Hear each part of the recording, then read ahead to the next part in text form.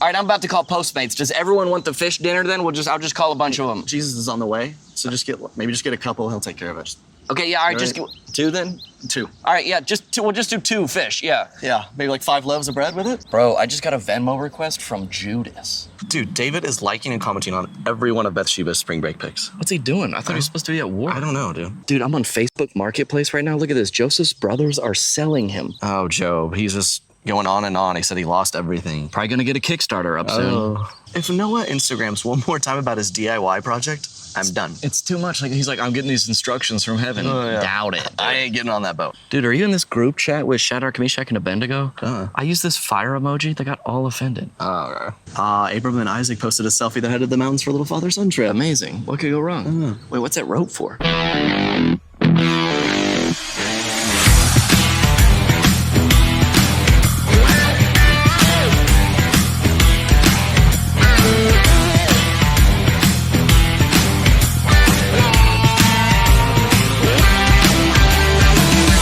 This is the Rushmore Show, where it's all about your top 4 and nothing more. Man, Kirk, here we are.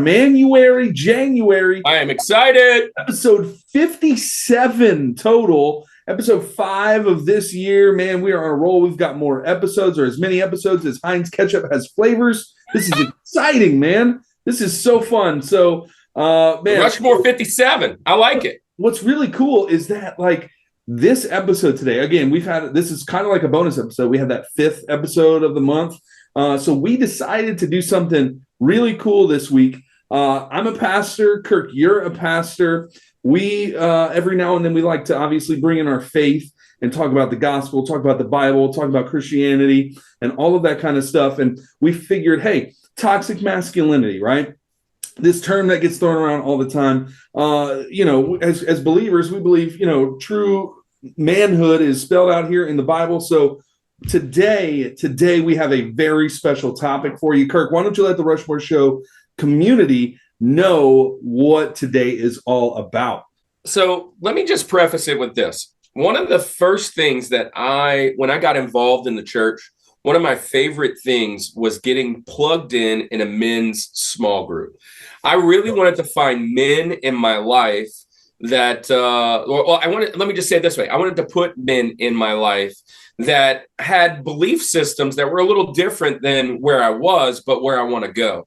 And so I brought those people into my life and went on retreats and did all kinds of things. And actually, I really learned how masculine and how strong the Bible really is. And as a kid, I was always like, oh, no, that's a crazy book. But there are so many crazy things that happen in this book: war, love, wealth, just all these plagues and diseases and even all the things that are happening right now. I mean, we're talking about lust and all the stuff that we fight.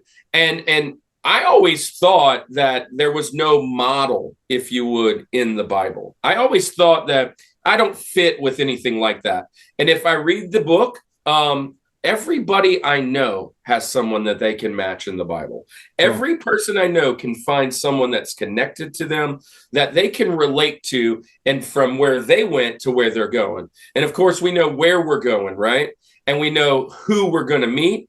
And with that being said, today, we're going to talk about those role models in our lives. Since it's January, we decided to pick the greatest men in the Bible. Andy, I know you've already been on this show and used Jesus twice. I did it once. Well, twice. Yeah.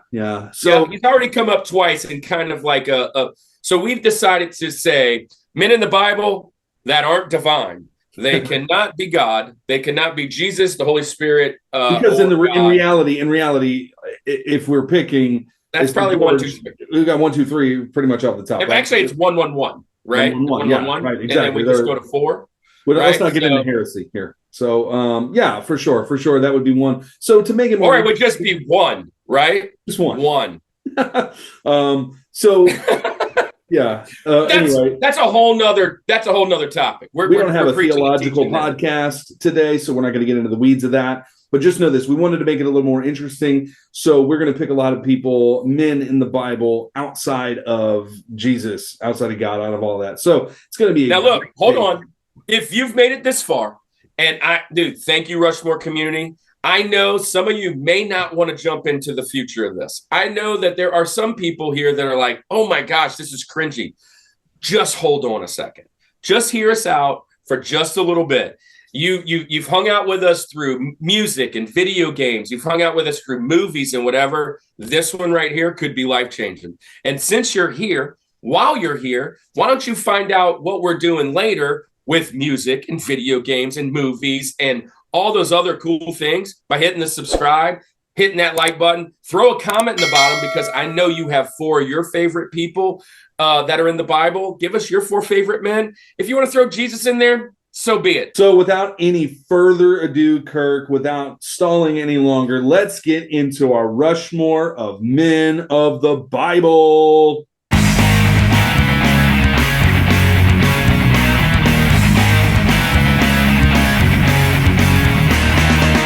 All right, guys, here we go. But you know, like what we like to do. Last week we had Paul. Paul was on 4th time. That was a great time with him talking about war movies. What's fun about this month so far, with the exception of Paul, is that we've had all first timers, right? Yep. We had Ryan on for Man Card. We had Rusty on about facial hair. Kevin, it's hard to believe that he's a first timer, but he was on here for action movies. Yeah, he's one of the 3 amigos. Yeah, and then so today, Kirk, we're bringing on another first timer. Why don't you introduce him? Let them know who is here joining us to talk about men of the Bible today. Oh yeah, let me go back. 1996. I graduated. I moved into a world of my life that I'm trying to figure out where I'm going to go for higher learning. For higher learning, I'm going to get my degree. And I decided to stay close to home and go to southeastern Louisiana. I try to walk on the baseball team. That doesn't work out. And I end up finding myself with a roommate who is whose dad was in a fraternity. And he's like, dude, I'm going to rush this fraternity. Why don't you come with me? I called my dad. My dad's like, oh, that'd be a good way to meet people. I'm like, I don't know if I fit in that realm. Anyways, I walk into this thing with him, and before you know it, I'm rushing Tau Kappa Epsilon at Southeastern, Theta New Chapter. And in that time frame, I meet some amazing men. We're talking about men in the Bible. Here's the men at my college. These guys were amazing. They were guys that lifted us up. They had the extra tests in the back if I needed them. They allowed me to meet some ladies. We went out hanging out. This started my love of just trying to be cool and different. And this is prior to the military. And I started on a very wild journey. And I met this guy. Now, this guy was a little different. He, even though he was a part of the fraternity, you could tell he was different. First off, he looks different. So that goes right off the bat. I mean, in movies, they call him the token guy. But in our fraternity, he fit perfect. He is now one of the leading people in our fraternity. He's going around speaking around. He got awards just this past few weeks. And let me just tell you, the last thing I'll say is when Cannon was born, out of the blue, I get this phone call and it's a couple messages, and it's this guy just to tell me how much he's praying for me. And I was like, man, this is awesome. And so we formulated a relationship, and we have been talking ever since. This is my buddy, Edwin Robinson. Welcome to the show, Ed. Hello, Rushmore Show. This is awesome. This is almost better than some of the awards I won. I received for Tau Kappa Epsilon. Wow. Almost. Just wore the shirt just for a little bit of pride there. The cool thing about our fraternity is that it's a fraternity not for 4 years but for life. And what we do as a fraternity in college, it's a lot of fun. We're going streaking! Yeah! But as we get older, it's about what we do today. It's about what we do as men and as adults today. So it has given me great joy to find out that Kirk is a pastor.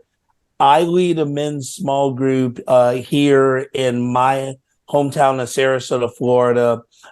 Shout out to Bayside Community Church. That's my home church. And to the welcome Bayside to the community. and to the Journeymen Bible study group. That's what I've named my men's group, the Journeymen. So It's perfect. Exactly. So our so whenever we come into a new book of the Bible, our theme is Saddle Up Your Horses, kind of goes off of The Great Adventure by Stephen Curtis Chapman. It's a lot of fun within our happy family, but I'm happy to know that Kirk is still a part of my happy family. And Cannon was just a prayer answered. And so as long as Cannon's been alive, Cannon has yet to meet face to face his black uncle. But please know that he has one. Andy, I have been telling this dude and you guys at the end of all this, just go down in the comments and confirm this, please. But I have been saying since the beginning that this man needs to go and get his credentials together so that he can be a bona fide pastor, like actually have the title, because he really is a pastor and he doesn't believe it, but he is. And so you're going to see why we invited him on this ride with us. Now, with that being said, Ed, and I'm not going to let you talk because you're about to tell me why you're not. Let's just get right into what the Rushmore of men in the Bible. You've seen the show, and this is how we roll. We're going to start out at Rosie. But before you do that, just like Jesus bent down and wrote some things in the dirt, we're going to draw a line in the sand. And right there, this is the line in the sand. This is where the I guess sandals meet the road here. Boom. Hello. And this is the last guy. Nobody can make it on your list. What kind of mountain are we building today? I looked at the obvious, and there are going to probably be some of quote unquote the obvious, but there are some men of the Bible that for me hold a place in my heart for a ton of reasons. They were introduced to me in my life at a time where I needed to hear some things from these men. And so that is why that is why the four are the four that I have. So for my Rosie, number 4, I picked Nehemiah. Nice. I love it. So if you think about the book of Nehemiah, it actually reads like a journal. And that's one of the things that I'm trying to get men to do, is to work on their journaling, work on their roadmap, work on their path. And here Nehemiah he's looking at his home, he's looking at his hometown. His hometown is about to go to ruins. And humbly, he asks his boss, the king and queen, hey, I need to take a leave of absence and I need to head home to fix some things. I love the humility of that. I love the grace that he showed them. I also love the grace that the king and queen showed him. Hey, how can we help? Is there anything that we can do? And I just believe that when men go humbly with a request to their bosses, to their supervisors, and not say, hey, I'm leaving, I'm going to go do, but hey, if it pleases the king, this is what I need to do, and it's near and dear to my soul. And see what kind of results that you get. But the other piece of it is found in Nehemiah 4. And this is the heart of the passage. This is the heart of the book for me. So as Nehemiah kind of surveys the land, and he's just about to give these people their marching orders, he gives them this huge command. Remember the Lord, who is strong and mighty, and fight. Fight for your sons and your daughters and your wives and your homes. And I just believe in my soul that there are some things that men need to stand up and fight for, and fight for a cause that they believe in. And yes, the book of Nehemiah has a lot of naysayers, a lot of haters in the room. Sanballat was one of them. You know, they had haters, but yet Nehemiah stood his ground, and he encouraged the people that he worked around to stand his ground, and they built that wall.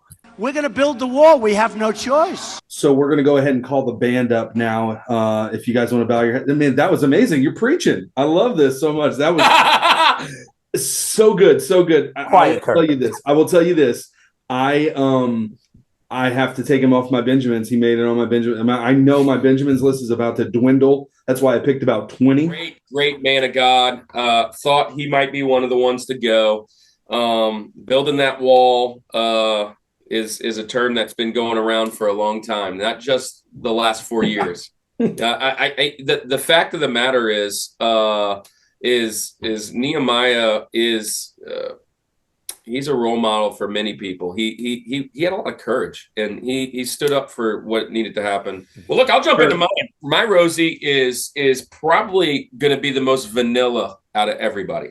And when I say that is, I thought about this. I wrote down a whole bunch of people. I've been thinking about it for a couple of weeks now, and I wrote down some people, and then I shifted around. I moved, and as we always do, Rushmores are never easy when we take it kind of as serious as we do, because it's for the show. I mean, if we were just to kind of do it in our living room, I'd probably knock out 4 real quick and then regret them. I never want to necessarily regret anybody. There have been times we have to go back, and so I was thinking, what could a criteria be that would make me feel okay with picking a certain section of people? And I thought, I want to pick people that impacted me the most. I want to pick people that I could see myself in, or want to see myself in a little bit. I want to see them as role models. I want to see them as, if someone hears this, it won't be so shocking to them, like Melchizedek. Who the heck is that guy? Like, you know what I'm saying? Like, what are you talking about? I kind of want some people to where if you're here at the show today, you're like, I've heard of that guy. I didn't know he was like that, or I didn't know he was so special, or whatever. So I don't think I'm going to shock anybody with my picks, and I'm okay with it today. I'm usually the one off the cuff. Today I'm coming in hot though. Number 4, my line in the dirt. I mean, I'm going to take my sandals off and wash my feet in this sand. Like, literally, I'm going with none other than the author, self-proclaimed author, John. I'm going right at John. Nice. And bringing him in, coming in hot. Most people know John 3:16, but a whole bunch of things that you don't know. John was in the inner circle of the disciples, if you would. 12 disciples. But there was an intersection of that. There was always that core couple, the leadership, and John was it. Jesus and John were like best of friends. So much so, when you talk about the crucifixion of Jesus, he made his way to the foot of Jesus. And there you go. As I was thinking about all this, I was thinking about how I would love to be the next in line. Like, I would love to be the guy sitting by Jesus's feet when it's time for him to go, and me thinking at that point, what do we do now? What's next? Man, that's a lot of weight on my shoulders. Now, I think it would probably be a little crazy at that point, and you're sitting there looking up at your best friend bleeding to death, but I know the notion has to go through. This is the Son of God. I saw it. I know it. I know the things that he's said, and this is right prior to him coming back, right? And you're looking up, and the minute he shows up, and he's asking Thomas to put his hand in the side, and all these things, and John's sitting there, a part of that. He's walked through the Last Supper. He's walked through like the whole, like almost the whole Bible in the New Testament at this point. John was there, almost the whole thing, right? And the matter of fact, John was the last disciple to live. So all the other disciples had gone away, and he's still holding on to the stories, right? All the disciples martyred. He was attempted to be martyred, didn't happen, and ended up being exiled to Patmos, where we get one of the most interesting, crazy. I was hoping you'd go there. Yeah. Let me just say this. When I read Revelation, when I read that, and now that I'm saved, I get a little bit of insight. I can understand some of the things that he's going. If I read that as a different person, I think he's tripping on acid. I don't know what the heck John's on, what kind of stuff you're doing, but Jesus just opened a window for him to see what is projected. And as Christians, we believe that. And I love Revelation. It's one of my favorite books to now study and be a part of. So with that all being said, John, I'm going to go with him because he's known for his love, and he's known for his unity, and he's known for his loyalty. And those are three big things that I want to be known for: my love, my unity, and my loyalty. And so with that being said, coming in hot, man. I don't know if you can get more hotter than that, because, I mean, he even got in a boiling pot of oil. Like, dude, so, I mean, that's hot. That's hot. So where are you going? I great pick. I mean, you can't think of the Bible without thinking, for people who just start, right? Even before you open the Bible, a lot of us, there's this like ingrained, like, we know John 3:16. Maybe we see athletes with it, on their eyelids, or anything like that, right? So it's the most popular Bible verse that's out there, and for a reason. There's a lot to it. So I love it. I love the pick. All right, well, let's continue this train going, and I'm going to give you my criteria. Okay, so for me, what I did was because it's so hard to eliminate ones and think about this, because I just love so many of these stories that are found in the Bible, and stories of men and war. Like you shared all of that stuff, Kirk. So what I decided was, I said, let me first do this. Let me pick out 4 character traits that would define a godly man. Love it, because I was going to do that. And there's more than 4. Nice. But let me think of 4. And then when I think of those 4, which men of the Bible do I go to, right? And again, we could go way more than 4. This just kind of helps me have a frame of reference to kind of go off of. So with that said, also, the order Rosie to George for this one doesn't really matter, because I couldn't put them in order. So I'm just going to give you 4 that I wrote them in this order. So we'll say this one's the Rosie. Doesn't mean it's any less important or less great as the George. So it's not ranking in that sense. So maybe that's a buzzkill. But anyway, the first one I'm going to go with, and it's kind of a collection of character traits here, but I'm going to think about a godly man as someone who has faith. I mean, faith, just their decisions in life it's all faith-based. They're obedient, and they're a man who leads their family. We talk about, and it's not very popular in today's society, about the order of the family, about how the man is the head and all that. And that's not a sexist thing. That's just the order that God put out there. And look, God even said, hey, husbands, love your wives as Christ loved the church. So it's not submit to your wives too. So it's not anyway, I'm preaching now, but let's go. So somebody who leads the family is that one too. And when I thought about that, I could not go any further, and I didn't have to go too far into the Bible to find this guy. I'm going to talk about Abraham. Abraham is my Rosie. This guy right here, also AKA Abram. But Abraham, man, I always find it so interesting. We talk about the call of Abraham. How God called Abraham, and he gave him this promise, and he said, you'll have descendants as numerous as the stars.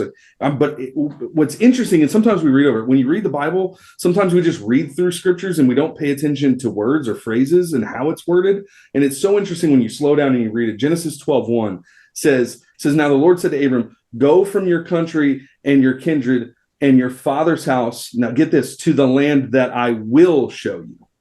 A lot of times we want to have before I make my decision, what's it going to look like in the end? I want all this, right?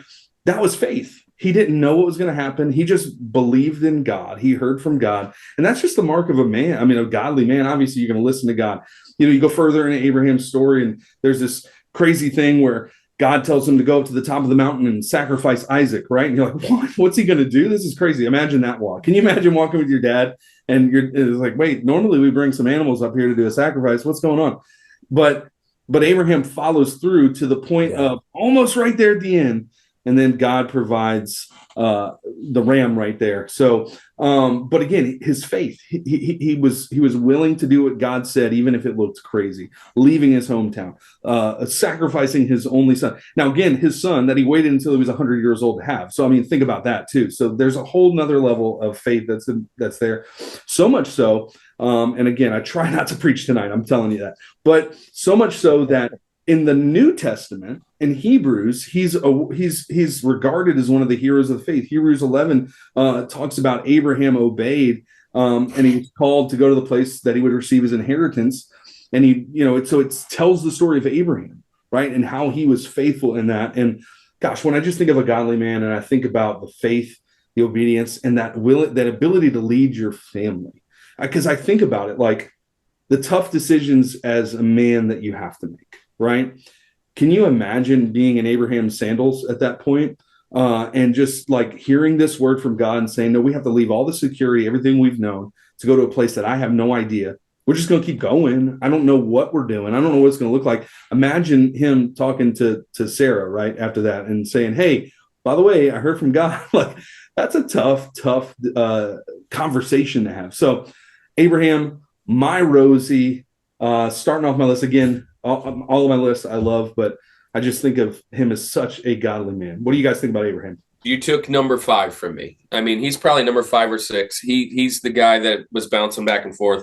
I'm a little disappointed in you that you didn't hold him till Link, but but anyways, Abraham is the father, right? I mean, he you talked about it with faith. I have thought this story over and over and over again. Okay. God sent his son to die on a cross. Abraham was sent to sacrifice Isaac. I'm going to tell you with almost 99.9% certainty, I will lose my faith if God told me I had to crucify Canaan. The fact that they could stick through that Abraham could stick through that, and then we it's not something that, and maybe it was the test of the times, or what, like, did he audibly really hear that consistently? When God came down and he said that, was it how all did that transpire would probably make a big difference. But if God showed up in my living room tomorrow or whatever, and it's like, yo, here's the deal. I'll give you the world. I'll throw the stars in the air, and you're going to have this great land, but you have to put down Canaan. We'll build it out in the back. God, there's not a better way. I mean, like, what? I don't know. I think I'm out of here. It was a fun ride. See you later. And so one of the cool things that I love about Abraham is just that verse you recited. Abraham, leave your father and your father's house and go to a land that I will show you. He did not go to committee with this. He did not take a stone tablet and draw a line down the middle and have pro on one side and con on the other. Right. The scripture says, so Abraham obeyed. I don't know if I have that kind of blind obedience to that. I think that's very cool. And the whole sacrifice thing with Abraham and Isaac, that's got to be gut-wrenching. But, just before we're about to hit that downstroke, Abraham, stop.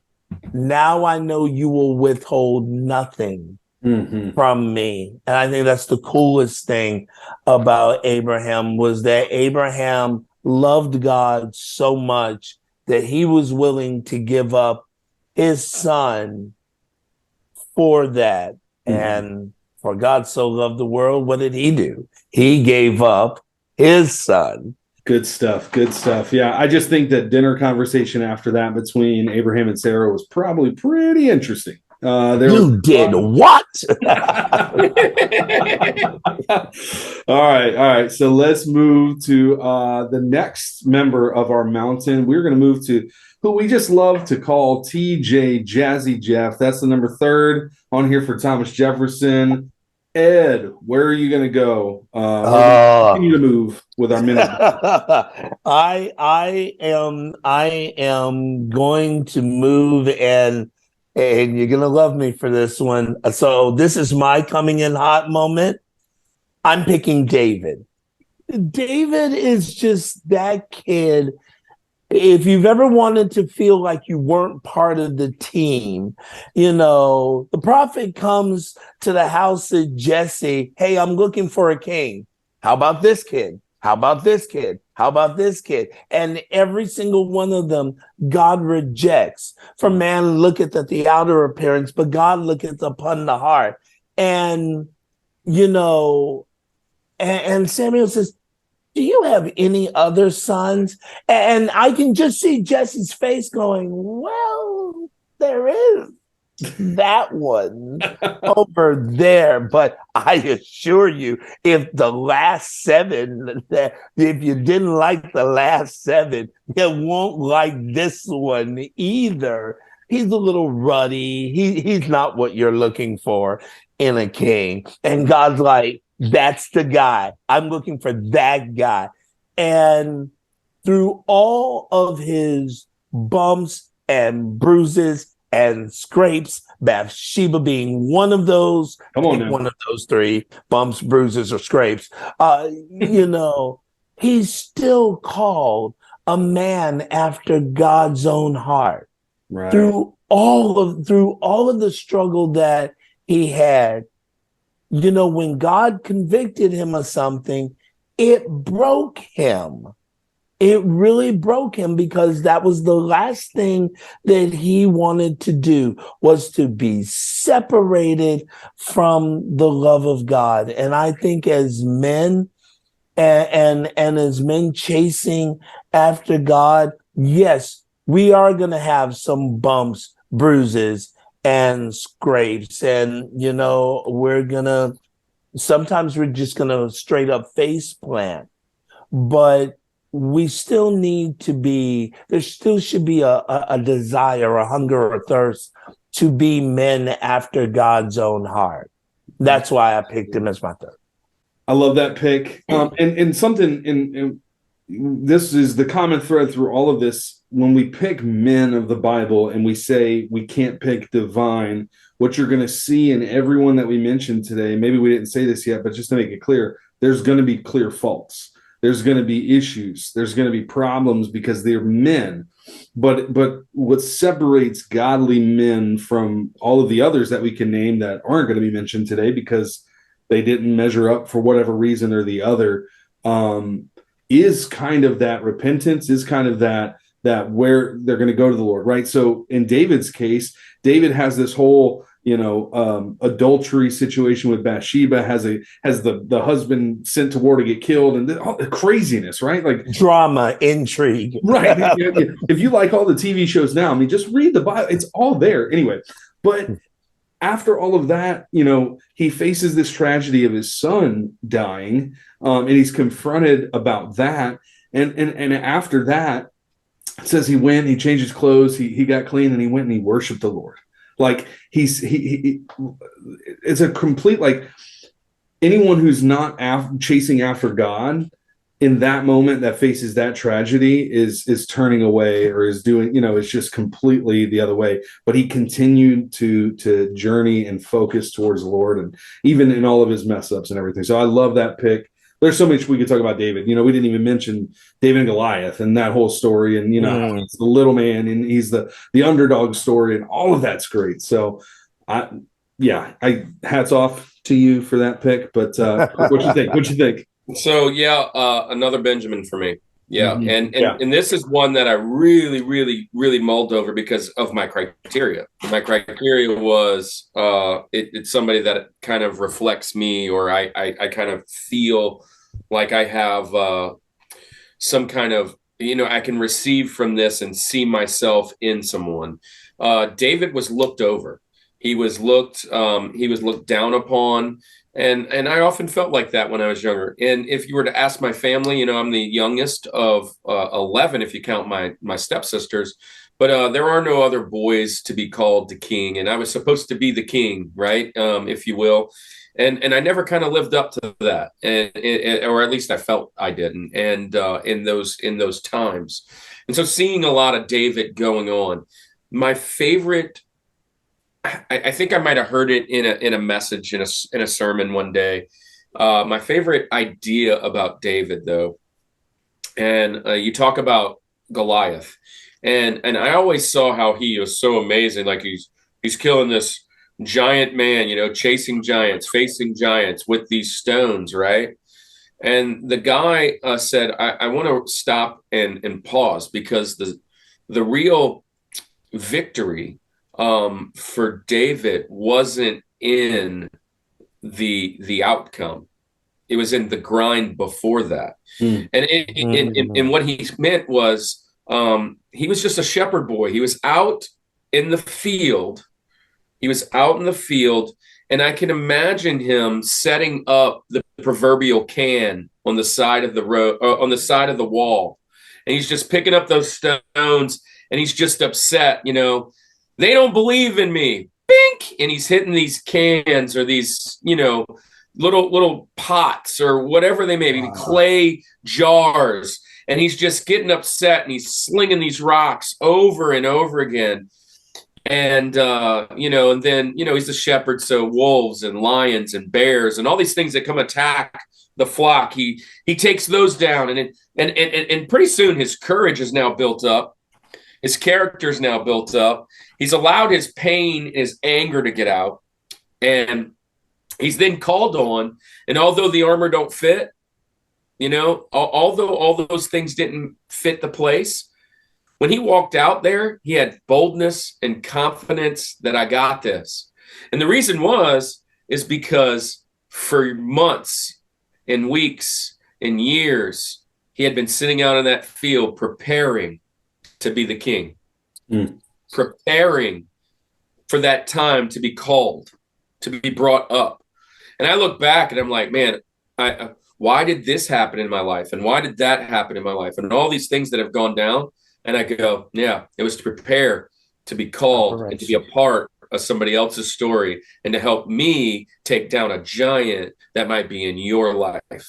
And I've already got the stones. I've already thrown it at the pots. Let me throw it at yours too, and let's have a little conversation. Come on, man. You're preaching today. Offering teaching. You guys don't know nothing about that. We are really pastors around here. Yeah, I know. Yeah. We prove it every now and then. Yeah. So, all right. So look. Love it. I'm going to jump into my TJ Jazzy Jeff, and I'm going to go with a pastor, man. I'm going with what I would consider the pastor. When you bring his name up, everybody thinks he was young, and he's actually about 30. And I'm going to go with Paul's bestie, right-hand man, Timothy. I'm going to rock with Timothy as like TJ Jazzy Jeff. When you think of Timothy, he's loyal, he's humble, he's obedient. Timothy was the leader of, Timothy was picked up on the first missionary. Paul's coming through and he picks him up. And at that time, they think he was maybe about 16 years old. So at that time, I'm thinking, the pre-Jesus dating time, post-Jesus, I should say, post-Jesus time, and around around that frame, they did a little weird things with their 16-year-old kids. I don't know if my 16-year-old is going to just venture off with this guy I just met. But anyway, the 16-year-old leaves off with him. And when we're talking about a lot of these letters that are written, it seems to be about 14, 15, 16 years later. So he was in his early 30s. But he's considered the pastor. There's letters written to him, 1st and 2nd Timothy. He becomes the leader of Ephesus. When Journey students and Generations Ministry, the main verse that thing was birthed out of was Timothy, right? And I'm rocking the Journey student shirt, by the way, which is ode to Andy and you mentioned Journeymen, and Journey is the name of our church, Ed, that we came from. So that's kind of a cool Love it. little Love deal. it. But Timothy, man, Timothy. Let me just say this: the reason I picked Timothy is my heart is of a pastor, and my heart is of being a mentor and a leader. And you see in Timothy's walk that's what he wants to do. He left from Greek, like he's come from modern day Turkey, right? So he's got Greek heritage, and he's converted, and he's coming into Christianity, and he just wants to impact people's lives. And he's put as a pastor. And when we talk about pastoral ministry, we often look to Timothy and seeing what he did and where he was. And so for me, I had to have him on. I'm going to tell you this. This one was easy for me. I'm a little shocked he's even so far down. But my next two are the GOATs for me. So, yeah. So Timothy is going to be at TJ Jazzy Jeff. What you guys think about him? I love that pick. It is exactly where we go to. And when you're talking about that verse, I totally relate to that. And it's 1 Timothy 4:12, where it says, "Let no one despise you for your youth, but be that example." And he talks about the example. And it set the example. And I always relate to that, because as a young pastor, filled with plenty of more seasoned, we'll just say that as a way to say it, people around us within the staff, or just in our network, or just in our community. I mean, it's easy to kind of get like, oh, I feel a little intimidated, or, this, whatever it is. And just to always set that example. So sometimes your ministry and your legitimacy is shown by just the kind of person that you are. And I love that. So Timothy, a great one. Another great book to go to when you're talking about if you want to be a pastor and you want the qualifications, it's found in Timothy as well. So, all of that is laid out there for you as well. So love the pick. Love the pick. It was, I did not expect you to go there, but I do appreciate the pick. Ed, what you think?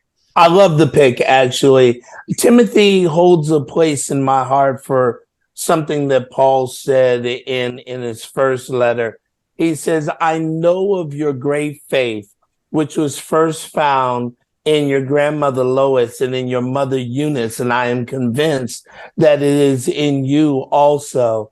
The reason I know the Bible the way that I do is because of my grandmother. My grandmother read the Bible to me. It was the first thing we read when we woke up in the morning. I lived with her, I think, from as long as I can remember until the age of 17. She taught me how to read using a King James Bible. She believed that if I could read thee, thou, and thine, C-spot run would not be a problem. And I love that. But the reason that I have the grip of the word that I do is because of her. Man, we're moving right along this TJ Jazzy Jeff, and we've got one more to finish this half of the mountain. When I think of people, a godly man and some characteristics that kind of exemplify that, I think about persistence. I think about somebody who doesn't give up, somebody who just keeps fighting the good fight. No, man, but you got to keep going. What am I going to do, quit? That's not an option. You got to keep on keeping on. Life's a garden, dig it. You make it work for you. You never give up, man. That's my philosophy. And I'm not saying that because I'm going to this person. I realize that that's a Bible verse. But anyway, again, with the obedience, right? I know I'm kind of piggybacking there. You're theming, man. Somebody who is a hard worker, right? And the opinions of others don't necessarily take them off their course. And I've got to go with one of the heavy hitters of the Bible. My TJ Jazzy Jeff is going to be none other than Noah. And I'm going to talk about Noah. We all know Noah's Ark. We hear about this if you go to kids' church, you read kids' Bible. I mean, it's one of the first stories that ever, we said David and Goliath. That's a big one, right? And this is another one of those, Noah and his ark. But let me just share a little bit about him. And we all know this, but just for those that may not know, we know Noah built the ark, and we know this big story of this. But what many people kind of forget about is how long it took this man to build this massive of a ship. Now, first of all, he was connected to God. He heard God's word. He heard God tell him, Noah, you need to build this ark, and he gives him all these dimensions and stuff, and he listens to him. It's one thing to hear God, but then to carry that out. Again, Abraham was the same way, but this kind of carries over to Noah as well. He built the ark, and there's debate about how long it took. But even if we go the short end, I was reading some stuff today. It was like somebody said 50 to 60 years. Look, if it took you 50 to 60 years to build this thing, that's crazy. A lot of times you hear 120 years. So whatever it is, wherever you stand theologically on that, it doesn't matter. It took him a long time to build this boat. And oh yeah, he was building a boat when they were in the middle of a drought. And there was no thought that there was going to be rain. Like, I always picture like the people of the area just being like, look at this dude. What is this guy doing? Get a load of this guy. He is crazy. This man was a hard worker. And again, he did it out of a love of God, right? He was connected with God, but his family was going to be saved through his obedience to God to build this and to start this new life. And I just think about, again, between Abraham and Noah and hearing these things from God. Oh, you've got to leave your home and go to a place that I'm not even going to tell you yet. Oh, you've got to sacrifice your only son up here. Oh, you've got to build this massive boat in the middle of a drought. And oh yeah, it's going to take you this long. Like, it's crazy, right? And it makes me think sometimes it's like you hear a word from God. You hear something, and for those that maybe are watching that don't have that connection with God, again, we welcome you here. If you've made it this far, I am so glad you're still here. But there's a conviction, there's something you feel inside. It's so hard to put words and define it, but you just know that that this is something.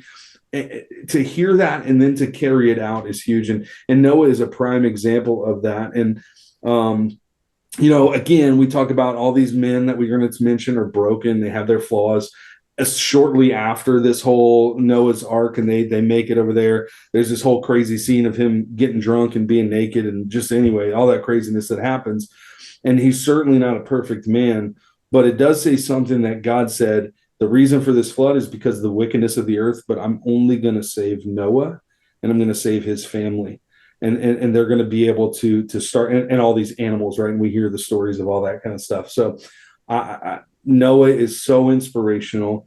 He's so obedient, obviously hardworking to do that, and not really caring about the opinions of others who, he could have easily quit. I think about, like, if something takes me like 50 or 60 minutes to do sometimes, I'm like, I can't keep doing this forever. It's been 20 seconds. Call it. Like, this dude was, it blows my mind. So Noah, my TJ, Jazzy, Jeff, what do you guys think? So, a couple things. One, what a fantastic pick. We have now made it through the first half of the mountain with no Rushmores, which is shocking. Which is very shocking to me. We get to talk about 6 giants of the Bible.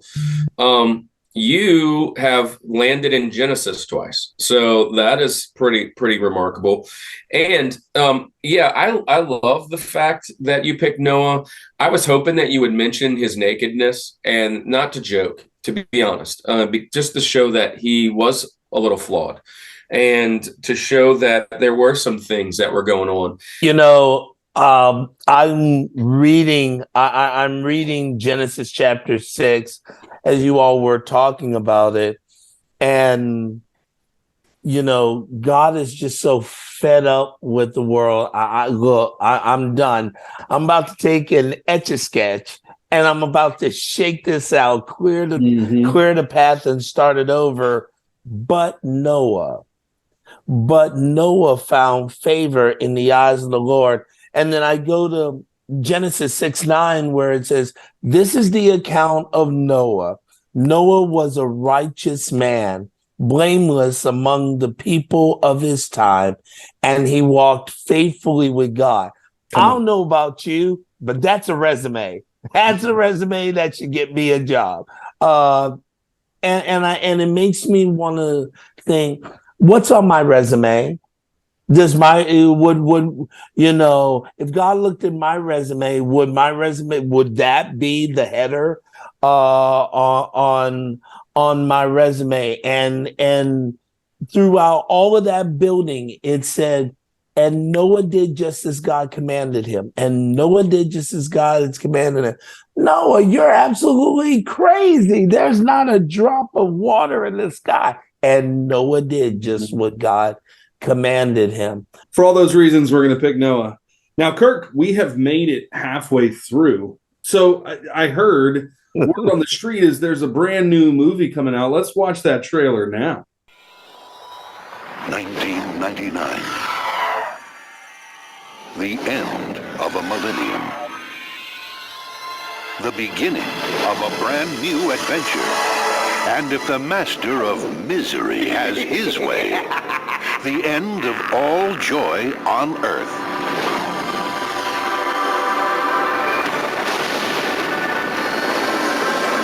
Experience the all-new Bible Man adventure. As Bible Man battles to keep the evil master of misery from his diabolical plan to steal the joy from every person and render faith useless.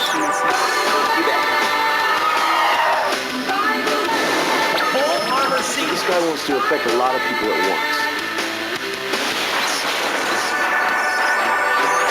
Bible Man, the incredible force of joy. How dare you? Bible Man! What? Coming to your future. Mind if I drop in?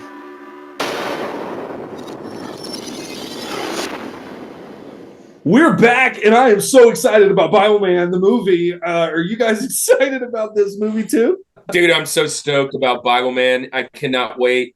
I'll be first in the theater. I'm camping out. I'm going to set up a tent like Noah, and we're going to have a party. We're going to set up in front of the building. We just got to go back to 1999. I know a couple tent makers.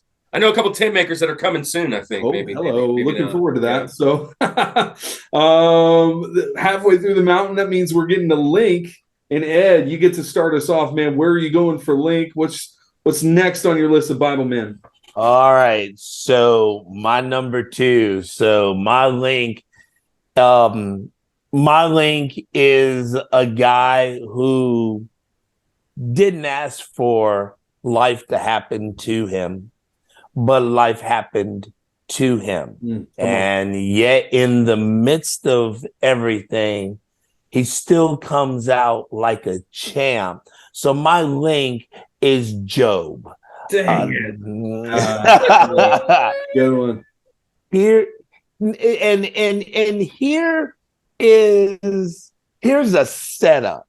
Job, for all intents and purposes, is being set up. Here is a situation, a meeting, if you will, between God and Satan. Satan, what are you doing? Oh, moving about the earth to and fro. Have you considered my servant Job? Out of all of the people that God could have picked, have you considered this servant?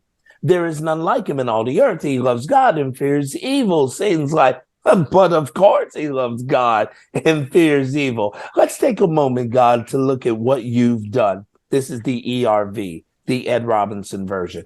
You put a hedge of protection around. You put a hedge of protection around him. You've done all this wonderful stuff for him. Hey, I got a proposition for you. Remove your hand from him, and he'll curse you to your face. And I wonder how long God took to go, challenge accepted. Here's the parameters. You can't kill him. Everything else, fair game. Game on. And Satan departs from the presence of the Lord. And what follows is William Barr, who is the former Attorney General of the United States, wrote a book about his days in the Trump presidency. And I love the title of the book. It's called one damn thing after another. And that's what Job had. One damn thing after another. Master, your cattle's gone, and I'm the only one here to tell you. While he was speaking, this happened. And while he was speaking, this happened. And while he was speaking, this happened. And so on, and so on, and so on. And men, isn't that like some days and weeks and months where it's just one thing and you're trying to get a grip on that before the next thing comes, and you're trying to get a grip on that before the next thing comes. And through all of this, through all of that calamity, through all of that stuff where I would have probably gone, Calgon, take me away, Job makes this amazing stand. Even as his wife, the one person that he thought would be this supportive, loving, nurturing force, who turns around and says, why don't you just curse God and die? Lovely woman. Job comes up and says, naked I came into this world, naked will I return. The Lord giveth and the Lord taketh away. Blessed be the name of the Lord. And in all this, which is the end of Job 1, and I believe the end of Job 2, and in all of this, Job did not sin against God. Now, later on in the book of Job, Job does have a very human moment where he needs to have a come to Jesus meeting with Jesus in the form of God the Father. And he's having this wrestling match with God. And I believe that speaks to the heart of every man. God, what are you doing? What is going on? I think we've all wanted to have that conversation if we haven't already had it. And God responds to him and says, who put how many stars are in the heavens? Surely you must know. God getting a little snarky, and he has this meeting with Job saying, hey, Job, I know things look a little funky, but I'm still in control. And if you worship me, just watch. And at the end, spoiler alert, Job is blessed practically 100-fold. More cattle than he ever had, more homes than he ever had, family restored, whole 9 yards. But it started with one man who chose to take calamity after calamity after calamity after calamity and still stand for God. Even when his wife said, curse God and die, even when his friends, Job's friends, were wonderful people until they opened their mouths. And even in the midst of all of that, Job still decided to stand. And that's why he gets my link. Now, Kirk, I see the book that you have. I'm watching you. I know exactly where you're going with this, but what you got in your hand? Yeah, so our pastor wrote this book, and it's called The Unexpected Gift, Pain. The Unexpected Gift, Pain, or Pain, the Unexpected Gift. And Pastor Doug wrote this, did a sermon series on it. It's the first time I had ever heard about Job was when I heard this sermon being preached. And then he turned it into a fantastic book. But I learned so much from Job. And I feel like a broken record, but it's true. There's so many guys. I weighed in on Job. I'll be very honest. The reason I kind of giggled when you named your toe, when you were off camera, Ed, and I was talking with Andy, I said, I don't know exactly where he's going, but I bet he's going to pick Job. I bet he's going to pick Job. And there's lots of people you could pick from. Job's very, most people probably wouldn't pick Job unless you've read the Bible, right? And I said, I bet he picks Job. And because of that reason, I didn't pick him. I was like, I want to make sure as many people get in here. he was one of those guys that was on the cusp. The reason that I would have picked him, and he means so much to me, is because I went through a lot of this. My testimony. Let's go back to the Christmas episode, and our episode was the best gift ever, unexpected gift. I had a lot of pain. I had a lot of things that were going down, a lot of self-inflicted. If you ask my family, they would be like, it wasn't that bad. For me, it was bad. And I felt a lot of pain, and with my wife disappearing for quite a few years and different things going on. And I'm here to tell you, we're back stronger than ever, tenfold. I've got the cows. I've got the farmland. I don't have any of that, but I have the proverbial. I have the proverbial riches that I desired that I didn't see that I had. So proud of you. And Job is man, it's a tough read. Yeah, I won't add much to it because you guys have shared a lot about it so far, but it's the classic question that when people either are not Christians, not believers, or just starting, or even honestly in their walk, why do good people suffer? And we see it happen in Job. And the frustrating thing at some time, or to some degree, is that we don't get an answer. It ends, like you said, God saying, wait a minute, so where were you when I did all of this, when I set everything into motion? Surely it's almost like, man, like there's things that like this, like why do the good people suffer, that we're not meant to know those things. And even if I feel like even if it was open to us completely, I still feel like in our finite minds, we couldn't comprehend it. And we just know that he's good. We know that he's just. We know that he's sovereign in everything that he does. And all right, Kirk, let's move to your link. I'm going to go with one of my favorite guys in the Bible. This guy is, I could go either way with my 1 and 2, and flip of a coin. So I'm going to go with Simon. If you smell what the rock is cooking. I love it. I'm going with my favorite of all time, Peter. Now listen, Peter is my dog. When I first opened the book, I said, this guy is me. This guy's ticked off. He's angry.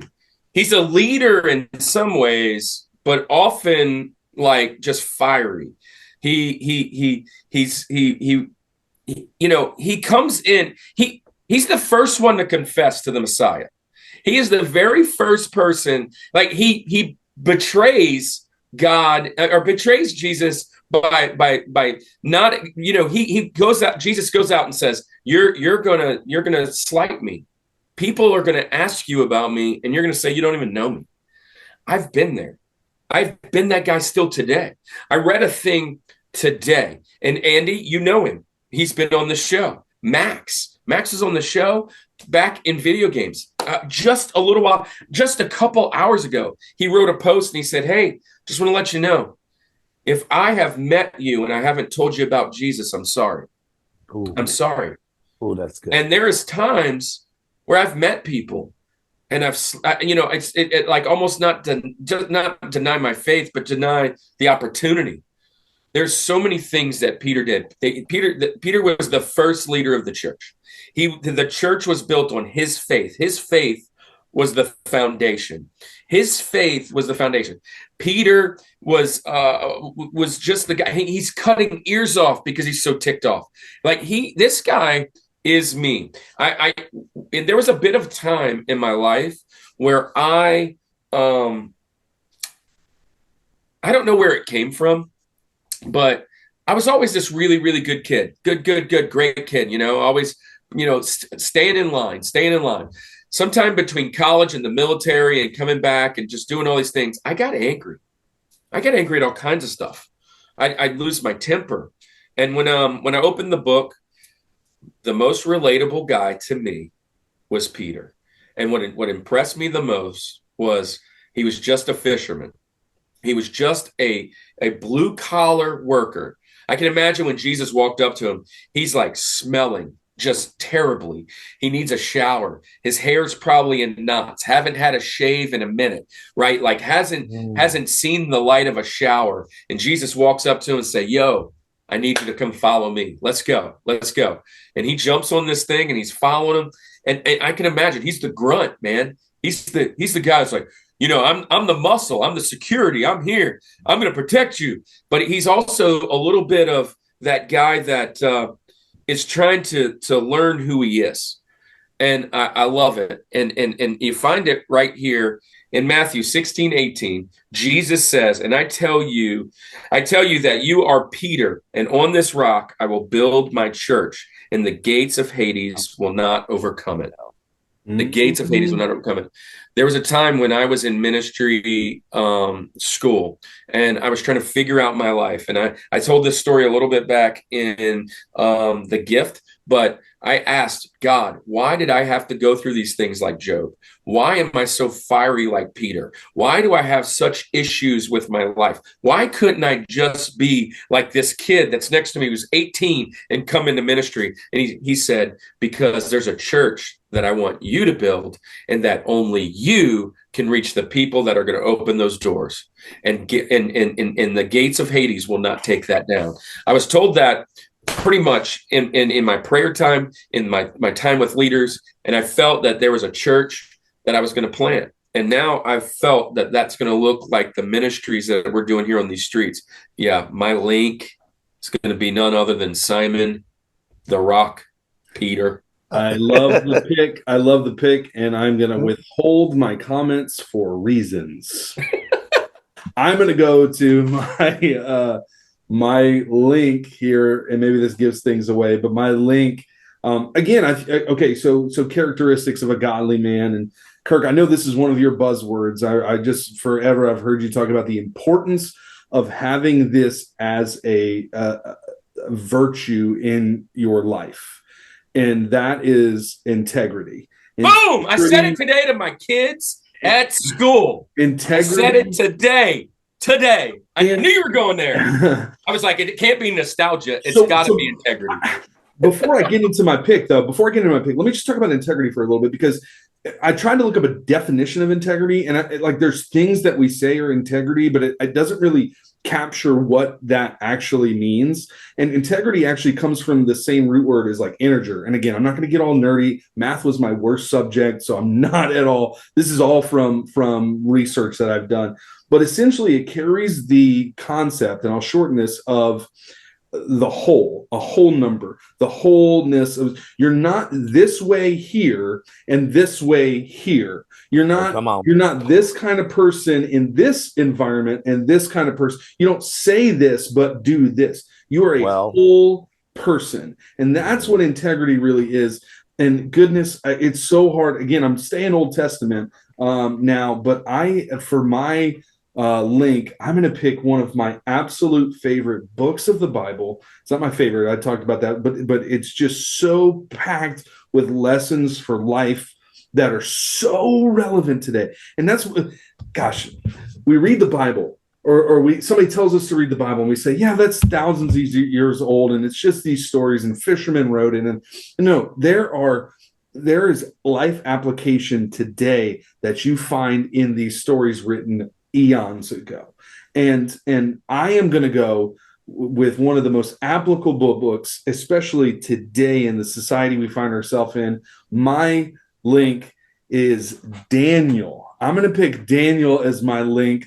I love this. I love this. Now look, he had to make tough choices, right? He was in exile. He was captured from a land and brought to another place, and had this horrible tyrant of a king, Nebuchadnezzar. Thank God we don't name people names like we did back in the day, right? But Nebuchadnezzar is this guy, and there's this edict that's put out, this law, this rule, this guideline that's put out into the nation, where no one can worship any other gods or whatever they believe in. They have to worship before this statue that's put together of Nebuchadnezzar.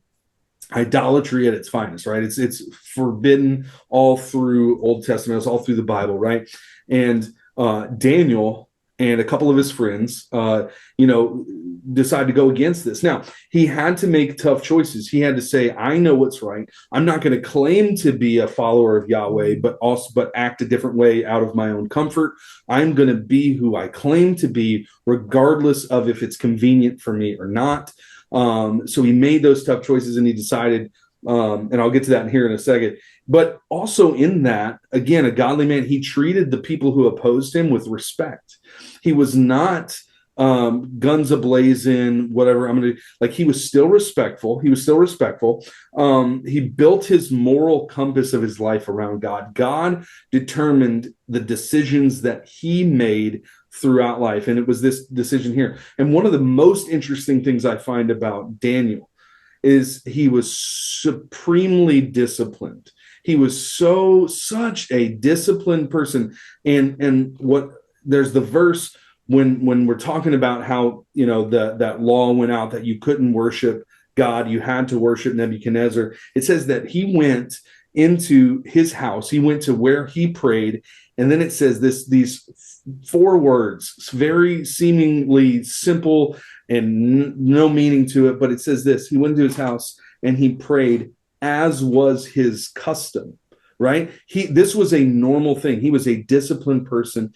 He wasn't acting one way or claiming one thing and acting another way. He was through and through a fully devoted follower of God. Okay, then you add in the whole idea of Daniel in the lion's den and that amazing story there too of how he went there and was unharmed. God had his hand on Daniel's life and his protection was over him, which just tells you this: he was close to God. There was something about his relationship that he put first in his life. Daniel is my link. I love this guy in the Bible. What are your thoughts about Daniel? Yeah, man, Daniel is he's a king of the Bible, dude. He really is. What's funny is the book of Daniel has so much meat to it, although it's really just 3 short stories, or 3 or 4 short stories. Right. If anything is learned from Daniel, is Daniel was a praying man. He was an intercessor. Yeah. He was there to pray for his brethren. He was there to pray for the people. And the main reason that he kept getting in trouble is because he refused not to pray. Mm-hmm. He refused not to pray. And there are times where I can be honest, man. I go in lulls and I'm like, I forget to pray. I mean, not only am I just forgetting to pray, how disrespectful is this? He is like on a tear, on a mission. No, I'm going to pray right here to my people while you're praying to this statue. And it's so applicable to today. There's so many just correlations with today and what you see today. And thankfully for the most part in America, not an issue, although we are seeing some of that kind of creep in. But what's your thoughts, Ed, on Daniel? Everything that you all have said, but I just love the way that Daniel is the original influencer. So when we go to Rack Shack and Benny, as my Veggie Tales reminds me of, when we go to those guys, I'm thinking of, here's Daniel. Now, Daniel has had some influence on these guys. And here are these 3 saying, "O King, we believe that God is going to rescue us. But even if he doesn't." I love it. That's somebody with a higher mindset. And Daniel had a higher mindset. And serving God was his priority. You talk about integrity, and the root word of that from the integer, meaning the whole. That is, I think that's the best description you can give of Daniel, was that he was just a solid whole man that didn't bend and bob and weave to whatever the wind said. Not only did he stand strong, he also influenced. Yeah. He also influenced 3 other men to come out of their fiery furnace, so to speak, without even the hint of smoke. So we have done this. We have made it through all of this, and Kirk's still not a Crushmore. Which is shocking. That's shocking. I'm shocked. But I bet we double crush right here. Well, we'll see what happens, but let's go ahead and we're going to move into our George, the number one on the mountain, the pinnacle of it all. Where are we going, Ed? Oh, my goodness. Okay, let's go, Rushmore. So, my George, as I said, all of my Rushmore has spoken to me. And I picked underdogs. I picked folks that no one saw finishing first. And not only did they finish first, they finished well in first. And so my George is really the leader of the pack for me for this one. And I'm not going to even give it all that introduction.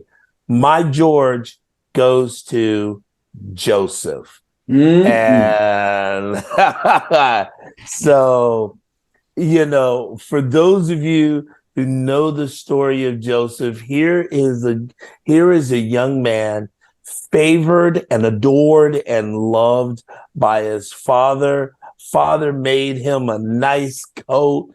Dolly Parton talked about it. The coat of many colors my mother made for me. Well, Dad made it for her. And,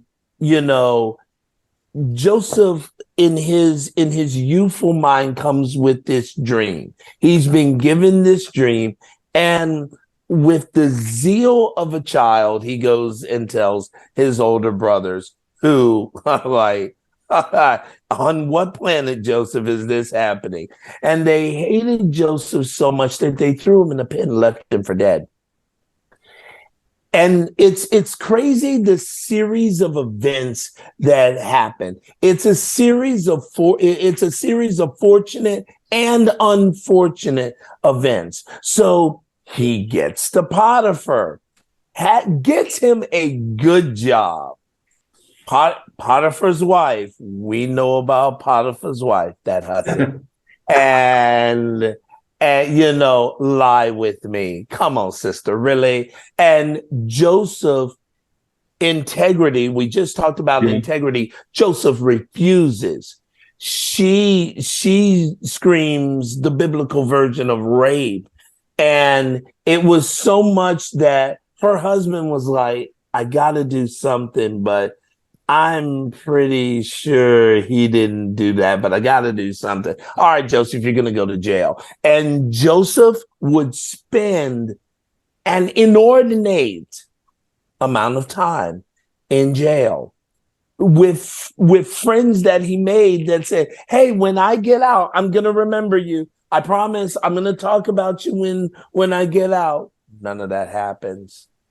And so when Joseph does get out, Joseph is not angry. Joseph is not bitter.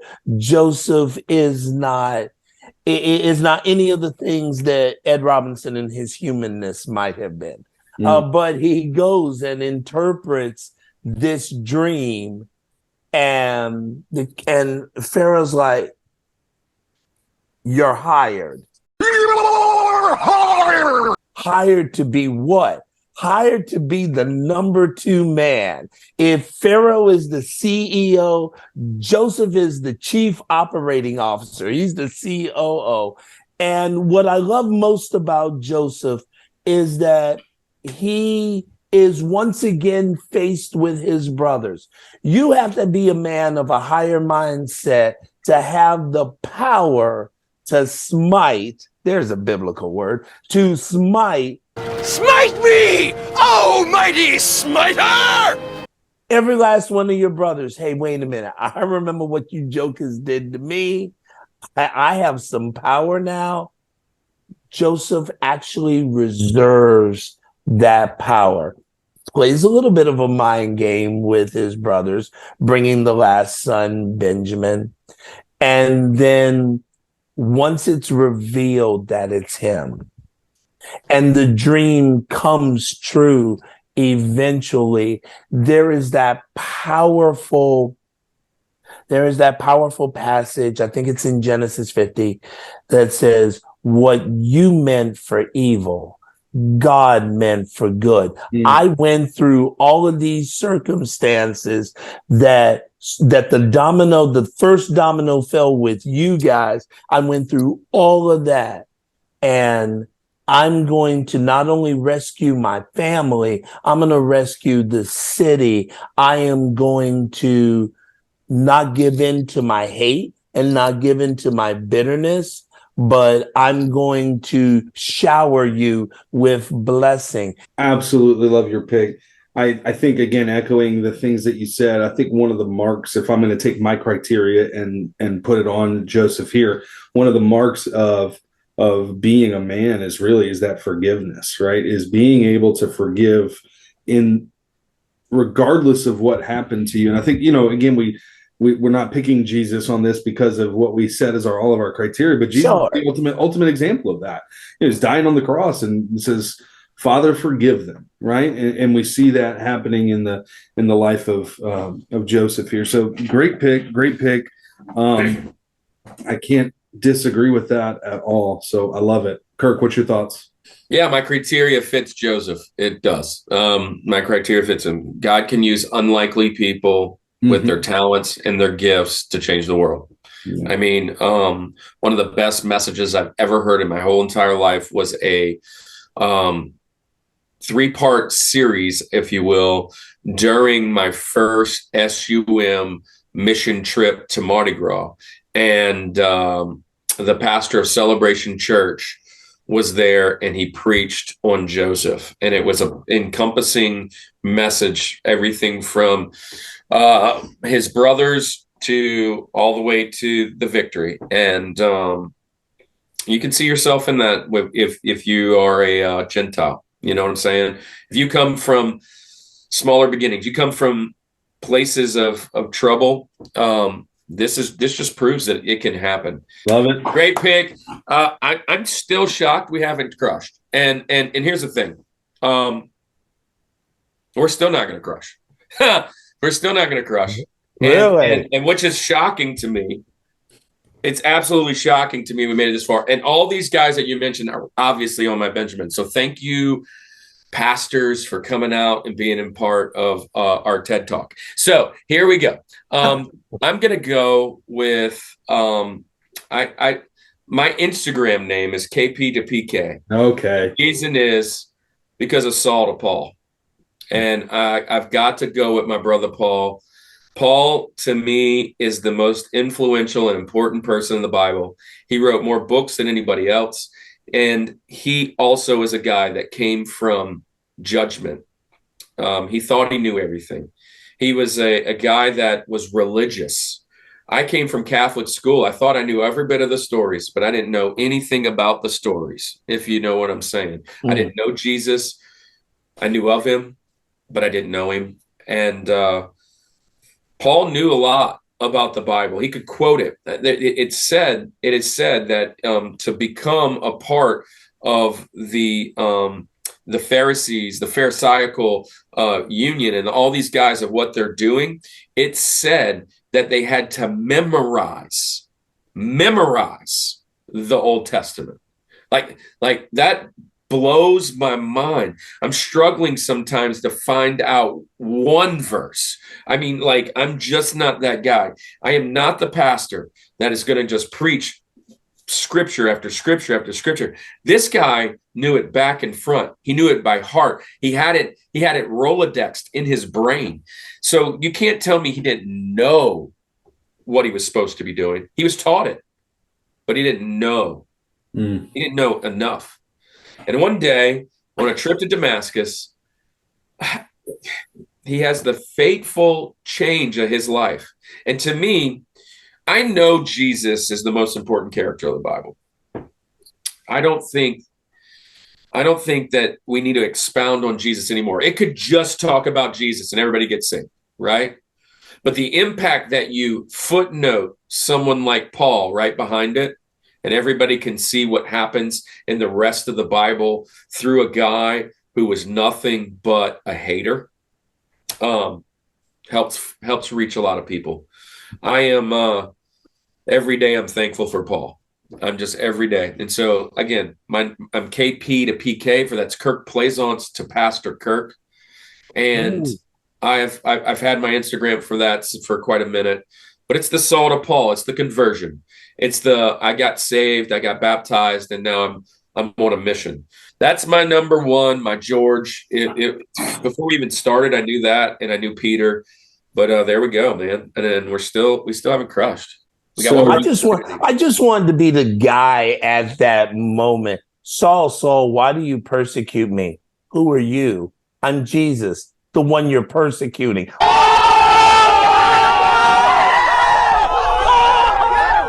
I love this pick. I penciled it in. I knew that's your pick. I mean, you've talked about it plenty of times. One of the most interesting things for the life and the story of Paul to me, and there could be a million. We could do a Rushmore of Paul things, right? Like we could.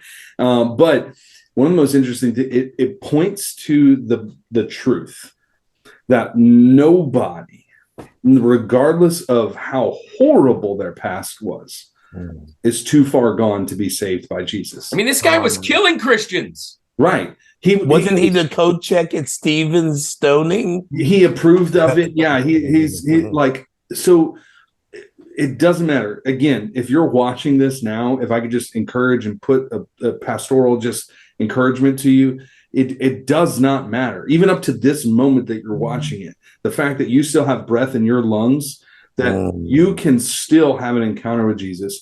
You can still be radically changed. You're not too far gone. Andy, Mm-hmm. Andy, let's wrap this mountain up. Okay. Man.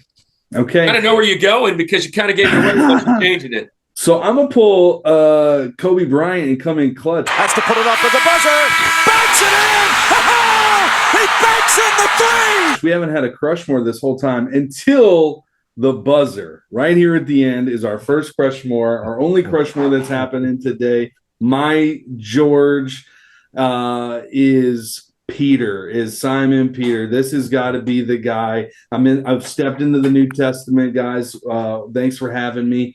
Here's the thing about Peter. Again, okay, so to my criteria of having the characteristics of a godly man, I put down one word for Peter, and it's so applicable to him, is bold. The boldness of Peter is evident from everything you hear about Peter. Kirk, you covered a lot of that, man, slicing off the dude's ear that was coming to arrest Jesus, and Jesus rebuking him. Now, you know what's cool is that in those times, and there was multiple times that Peter had to be rebuked, right? Get behind me, Satan, right? Like this whole, like all these things had to happen. Peter, do you love me? Then feed my sheep. Peter, do you love me? And he's like, Jesus, you know that I love you. Like there's a lot of dialogue between Peter and Jesus that's recorded in the Bible, and there's so much insight that we gain from that.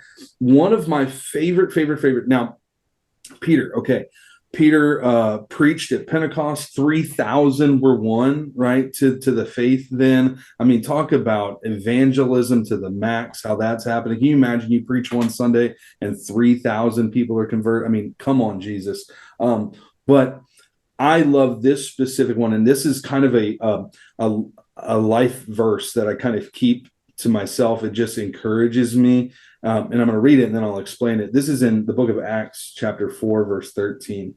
And just a little background of this. This is after the resurrection. This is after Pentecost. This is missionary ventures in the early part of Acts. Covers a lot of Peter and John and those things and how they're kind of spreading the gospel. Now, it says, now when they saw the boldness of Peter and John, again, boldness, and they perceived that they were uneducated common men, they were astonished. And this is, gosh, if I could just live my life like this and people see this of me, this is the next part. And they recognized that they had been with Jesus. There is a something that is tangibly different about Peter because they realized that he was with Jesus. Lord, if I could just live my life and people say, Listen, that dude's with Jesus. I don't know much about it, but I can tell that he is close to Jesus. And they were uneducated. Again, I kind of think about, like, I came to faith way late in life, and Kirk, we share a similar testimony to that extent of, like, I didn't come to church until I was 24. I didn't really know anything about any of this kind of stuff. I've always kind of had this, again, going back to Timothy about the age and, like, don't let people look down on you because of your age. I've always had this, like, in the back of my mind, like, I've got a lot of catching up to do, and I've got all this kind of stuff. And it was always kind of like early on this weight on me. I remember having a revelation from this verse in the life of Peter that they were uneducated. They were the least likely people to be doing what they're doing. But what mattered is that they were with Jesus. It didn't matter that they were common, didn't matter all of this stuff. They saw their boldness. And I just love that. And the boldness starts when we first hearing about Peter. I mean, we think about, like, Jesus is calling his disciples, and one of the first ones that he calls is Simon, who's a fisherman at the time. And then after he calls him, it says, and immediately they left their nets and they followed him. That's a bold move. It's a bold strategy, Cotton. Let's see if it pays off for them. Like, they weren't just fishing out of, like, fun like I do. Like, that was their livelihood. That was their family's livelihood. Everything was on the stake for dropping what they were doing and following him. That's a bold move from the beginning. And it's seen from the entirety of Peter when we talk about him. So, again, don't mean to preach. I texted you guys earlier that I was going to preach tonight, but I love Peter. It had to be Peter from the beginning. This is the guy. This is the guy. This is his boldness. He's my number one, my George of men in the Bible. Kirk, I know what you think, but Ed, and I guess we've all kind of talked about it, but anything else to add about Peter? So what I love most about Peter is the fact that we all kind of bump and bruise and scrape ourselves, and Peter had his share of that. And sometimes when we do that, we feel embarrassed and we tend to isolate ourselves. And there's this beautiful passage out of Mark 16 where Jesus is saying, don't be alarmed. You are looking for Jesus, the Nazarene who was crucified. He is risen. He is not here. See the place where they laid him. Here's 16:7. But go tell his disciples and Peter. Jesus made a point at his resurrection to say, go get the disciples, but make sure you get Peter, because Peter is a part of this. And sometimes as guys, we go through some really tough patches, even as Christian men. And we tend to isolate ourselves because we tend to think we've disqualified ourselves from the race. But, you know, God is still calling. God is still calling for you. Go get the disciples and Kirk. Go get the disciples and Andrew. Go get the disciples and Edwin.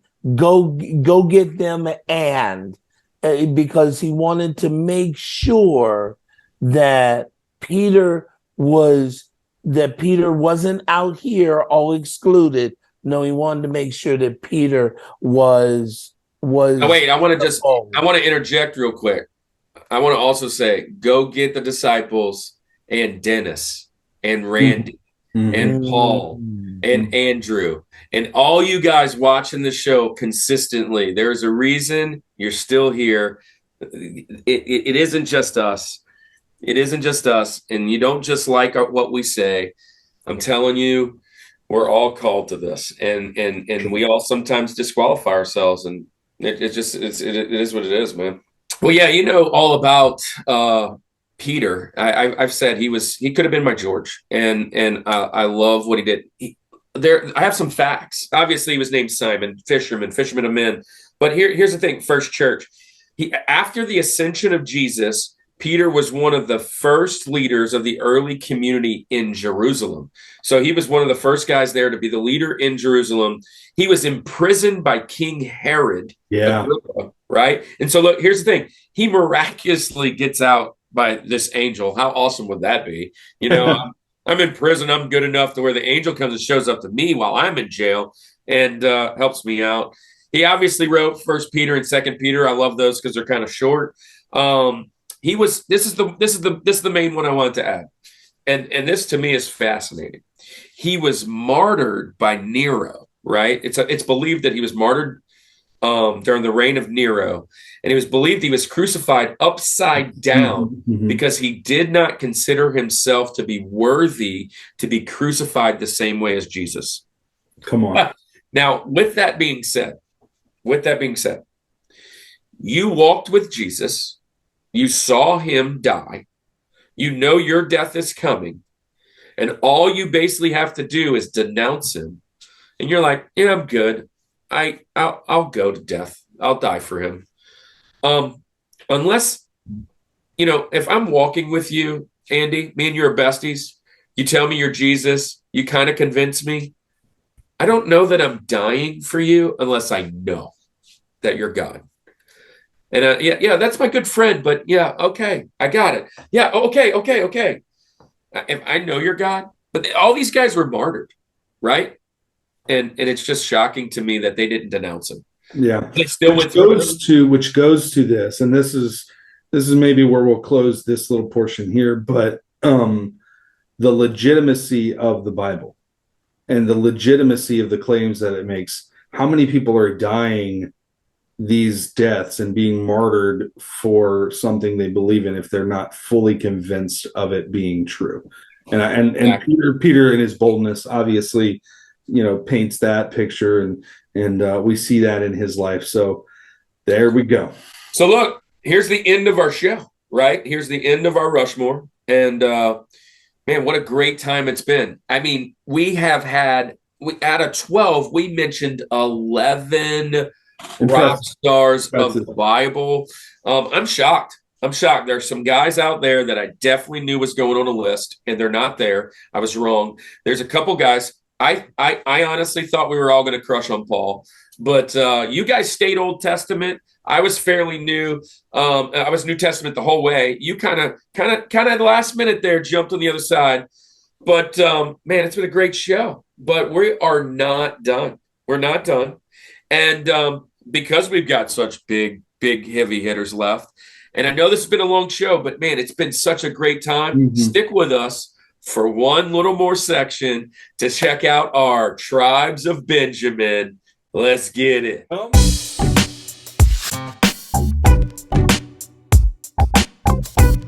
right, Rushmore community, it is now time for the Tribe of Benjamins. It's all about the Benjamins, baby. We think Benjamin Franklin was number 5 on the mountain if this is the first time being here.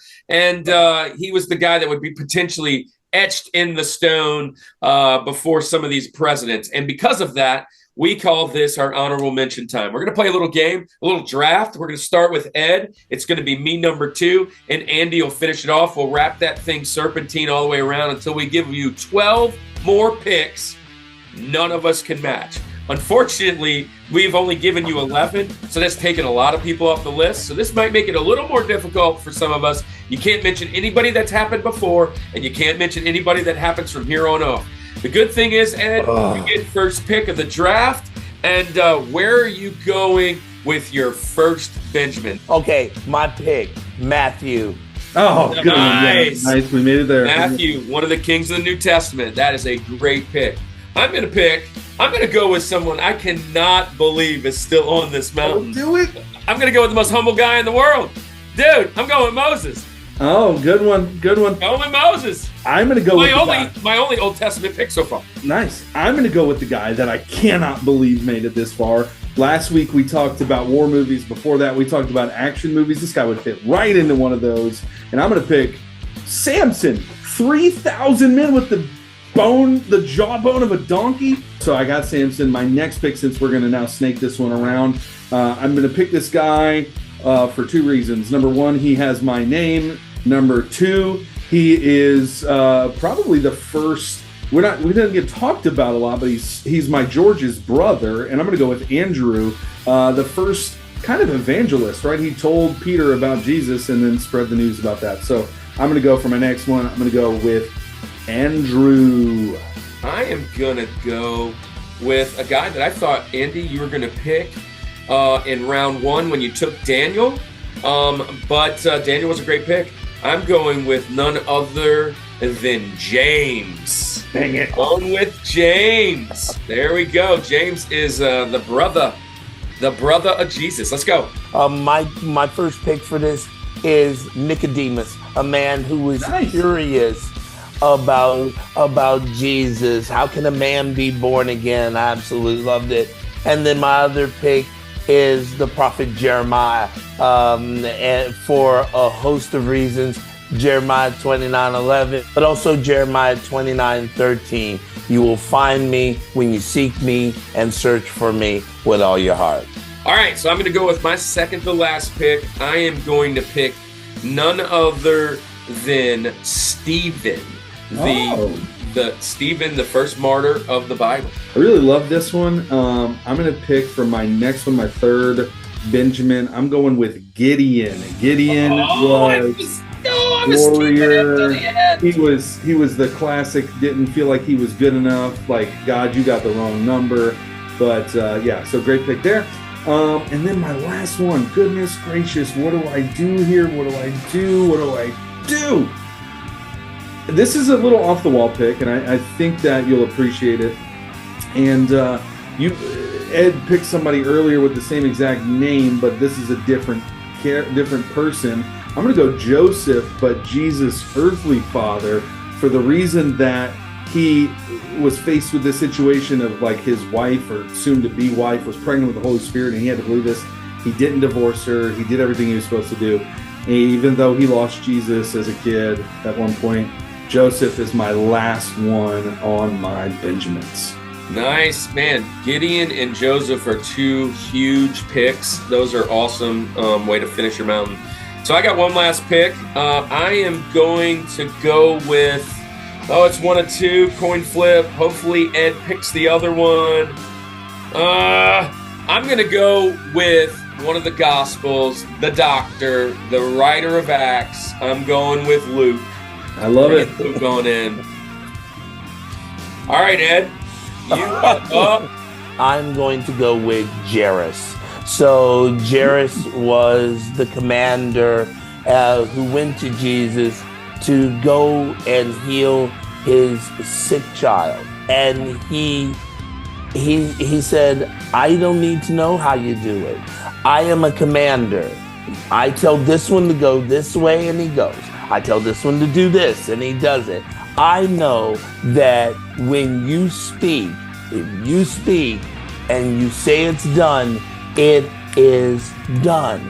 And that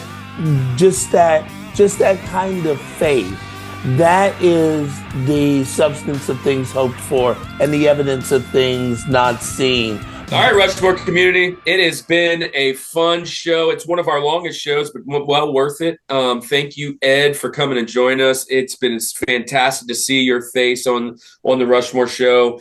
Thanks. Rushmore community, couple things. I mean, this is a deep conversation that we've had before. We've had lighthearted conversations, and we've had a lighthearted time actually with the Bible today. But what I just want to say is, just like I said for Easter episode, just like I said for Christmas episode, if you have questions, put it in the comments. You can email me or Andy. Our emails are down in the comments. If you want my phone number to call me personally, if it is about a conversation about what we're talking about, I am welcome to give that out. But I just want to let you guys know, not only are we praying for you, but we love you and we do care for you. And we don't take it lightly that you spend any amount of time with us, not one bit. And the fact that you sat through this and see me going off, thank you. I say thank you and I love you. And just as I've said in the past, you don't have to, it isn't about the church. It isn't about you picking the best worship, the best people, the best whatever. Keep looking, keep seeking, show up until that one church just hits you in the face and says it's home. Plant roots, join a small group, start a Bible study, go to ministry school, or just serve. I mean, literally just say, can I park some cars? Can I serve some coffee? And just be a part of the community, because you will find that all the answers you seek, same people in that building is going to either have them or be chasing them with you. I thank you for being a part of this, joining us for this. And man, I know you guys have more to chat about. Ed, do you have anything you want to close and tell my friends about? It has been a privilege and a pleasure to be a part of this tonight. And I'm praying that God blesses you in your future endeavors. And let's just be men and women. Let's just be a people who hunger and thirst for God and who hunger and thirst for righteousness. Last I checked my Bible, they said those people will be filled. It's been a great night. Thank you for the Rushmore community for sticking with us today. Had a blast with you. I'll echo everything that both of my friends just said here, so I agree with that all wholeheartedly. Let's challenge our people. Two questions. Yeah. Who's your top 4 favorite men in the Bible? And how many of you guys think Edwin Robinson is a pastor and needs to get his butt in gear? Thank you for joining our TED Talk on that portion, because Ed, you're called to this, man. You are absolutely called to this. Hey, Andy, how do we close this thing down? This is the Rushmore Show, where it's all about your top 4 and nothing more. Peace.